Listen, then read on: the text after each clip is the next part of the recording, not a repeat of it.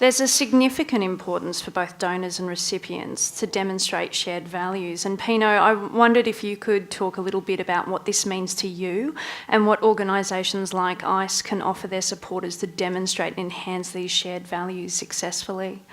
It always helps when you've got the questions beforehand, so thank you very much. My pleasure, Pino. I'd also like to just pass on regards from John Kirkman, who unfortunately can't be here, and I feel like I'm channeling him, okay? And that's going to be my role today, plus overlaying some of the stuff.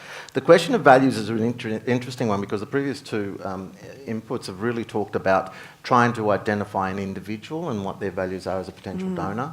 I think from ICE's perspective, it's been a little bit the other way around in terms of, well, we're driven by a very strong mission, which is how we actually address disadvantage through skills, through training, through the arts and creativity. And I think that's where we draw the value from. It's not like we're going to reposition our value set depending on who it is and change accordingly. And so I think what I'd like to do is just quickly touch on two examples which have been really effective for us, maybe in the way of complementing the things before, but one's quite big and one's a little bit smaller. I think from our perspective, I wanted to identify Caroline Vu, who was a person who started working in this sector, and she's been absolutely instrumental in terms of teaching and mentoring around what this thing looks like. What do you do? How do you behave? And later on, I want to introduce Linda Newton, who's currently working for us as a philanthropy fundraiser. And it really does speak to the sense that, you know, we don't have these skills innately. We actually have to learn them and work out how to do it. So it's interesting, the two projects I want to quickly talk about. One is the Crown Packer foundations, if you like. They indicated a few years back that they had a particular interest in Western Sydney. And talk about values, we know we're in Western Sydney. Yes. The hub of activity that we undertake is radiating out of Parramatta. And the narrative made a whole lot of sense. So we developed quite an elaborate product. And let's talk products, if you like. So the product was, we don't have big shows, we don't have symphonies, we don't have plays, we don't have theatre. So how do you engage people? What are they coming to see? So it has to be beyond the receptive viewing or participating in. It's actually got to be a level of engagement which is a bit deeper, which is hard to achieve, and we're a small organisation, a little bit about the same size as urban theatre projects. So with that, we developed a program called the Crown Digi Art Strategy. So we actually developed a program around it. And we didn't necessarily develop new programs, but we grouped the types of things we thought would be appropriate. The I Have a Dream program, which is a Youth at Risk, a digital project involving them. Casey is Missing, which is a web series that we developed. The Family Creative Hub, which was really different, really different in terms of what we'd been trying to achieve, and had been funded and actually taken over by a larger structure funded out of the Scanlon Foundation. Quite different from them. We're the only arts-based organisation receiving money for a community hub which is not based around a school. And it was really interesting in terms of how far we've gone. And the fourth project is a thing called Club Weld, who we're really proud of, which is a developmental program for musicians who are on the autism spectrum, and we actually bring them together with appropriate, mentors, specialists, musicians, producers, and they come up with brilliant stuff. That generated for us significant funding, a 2-year grant from them. But we didn't get it on the initial idea. The initial idea caught their interest. It was very Western Sydney, it was very about addressing disadvantage. But what we did is we actually had an opportunity to bring both Roz and Gretel, we're on first name basis, Roz and Gretel came down to Parramatta. Pino, very nice. Bit of name dropping. Very good. Absolutely, big names. If you're going to drop a name, you might as well make them really big. And they didn't necessarily meet board, they met the producers and they met the artists, and that was the bond. That's exactly what you were saying.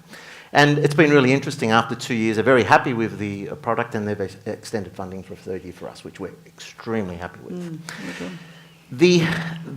In a way, that's a big one. And there's a lot of effort and a lot of hit and miss. We're not a big organisation. How many resources do you have to actually go for these types of things? So then I think, again, it was here I'd like to introduce Linda Newton. She said, we need to do a lot more. Later on, we'll talk about the role of individual giving within the organisation. But she introduced us to a different type. The notion of circles, there's a lot of, acquired knowledge in this area. What is a giving circle? This one was quite specifically Impact 100 North. Has anyone heard of it? Yeah.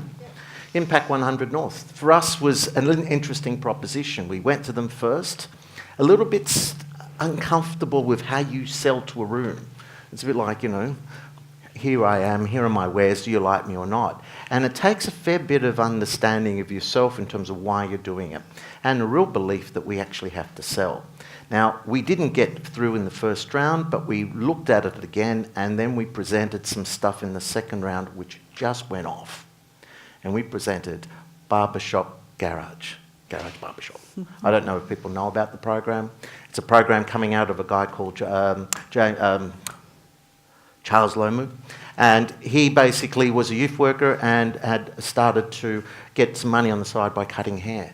And that idea actually has now developed, and it's developed into a number of programs. And in fact, just this week, there was an opening of a barbershop in Granville Boys High that Charles is actually going to work with the kids, teaching them hairdressing skills and putting on a music program.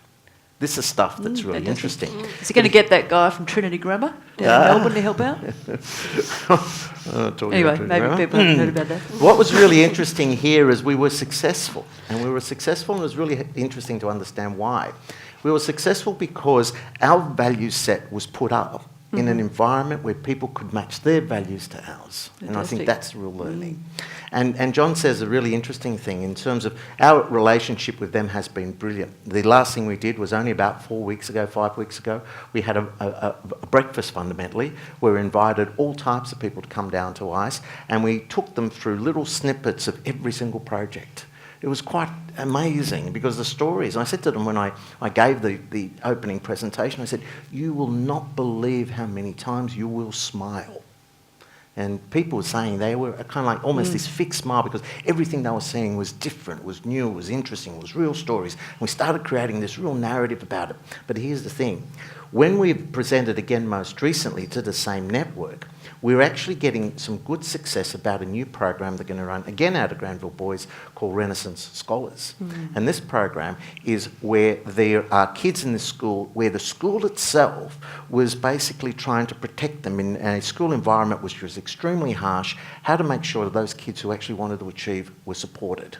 Not in an individual learning like all the big discussions around education, but systemically across the school. And these kids now are being put through a program that we're supporting, and its potential is immense, where we might actually be getting these kids to join up with people who've achieved wonderful things as potential mentors, as things to aspire to. But here's the thing. When we presented it, there was a person in the audience of her potential donor, and he said, I get it. He said, I get it.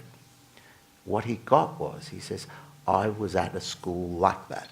Now, whether he was the bully or the person being bullied, doesn't matter. But he understood it. And that's what then the hook was. So the fundamental message there is that you actually create the message, the value itself. So the values, there has to then be compatibility. And I think the thing I've been talking about a lot more than going and looking for dollars is actually saying, we don't need your dollars to come up with good ideas. We need your dollars to actually evolve them, make them bigger. And when people see something that's tactile, you can see, you can feel it, they feel far more engaged. And that has been, for me, the real key. We are not asking for money on spec. We are asking for money to evolve what is already really good. And there's something exciting about being a part of someone's burgeoning potential as well. Oh, yeah. That when you've got that kind of inspiring moment, like I got goosebumps, and I don't know if you guys did, when you spoke about the barbershop inside Granville Boys High. I've sat in that playground waiting to see, I think, a Music of Viva program. And when you know what that looks like and what that feels like and what the potential of that vision is, it's absolutely compelling. It's really, really inspiring stuff.